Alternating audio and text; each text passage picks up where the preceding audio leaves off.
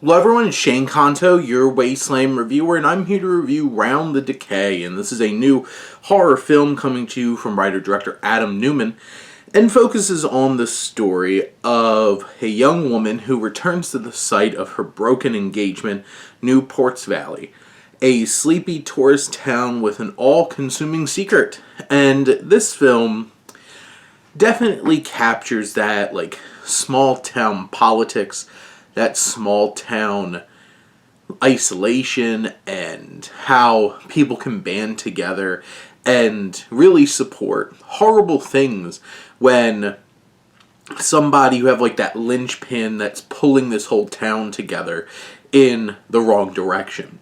And this film navigates that idea, along with a whole bunch of other threads and thematic elements. This certainly brings in folk horror into the mix with this strange creature, the Rex Soul, who is very Morlockian from the original Time Machine film with Rod Taylor. Just weird looking teeth and a bushy mullet hair with bangs. And it's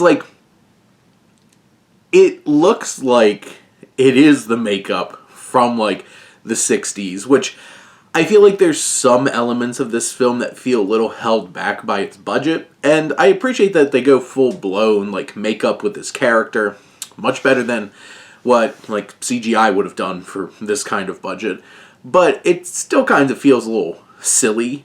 I think the film does better when Newman, the director, doesn't fully show you what's going on. There's some creepy POV shots. There's, you'll see a foot or a shoulder and racing towards someone, and those moments feel a little bit more intense and suspenseful instead of, seeing the whole show.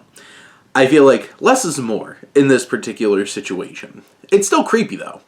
And I do feel this film in general is way too overstuffed with plot threads, with character dynamics, with characters. There's so many moving pieces here, and some of them feel just so needless and could have been trimmed from the story. Some of them feel they spend too much time with them and they could have been a little leaner. But others, build some sense of connection, and, you have a lot of archetype characters. There's certainly one character who's kind of the badass one that's trying to lead the way, and that actually kind of opens up the door to... This seems like such a terrible joke and a running gag, but it still got me every time. And there's just this one particular joke in terms of him and confronting this beast. And this honestly has a decent bit of humor and a decent sense of humor that kind of trickles into the film. And this, like I said, is overstuffed, has too much going on, but there are threads, themes, characters, performances that do stand out amongst everything. You do have that that guy you just like to hate, who's kind of the central figure for the whole town, the driving force to all this bad stuff going on.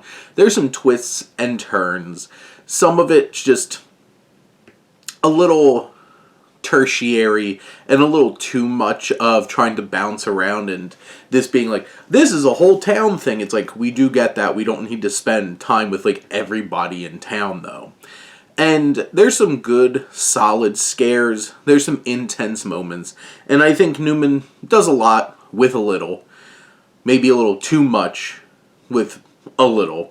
But at the end of the day, this film is a creepy folk horror with a bit of dash of dark humor and has some fun moments. But those are my thoughts on Round the Decay. Let me know what you think, and let's talk some movies. But thank you as always for tuning in and supporting your Wasteland reviewer.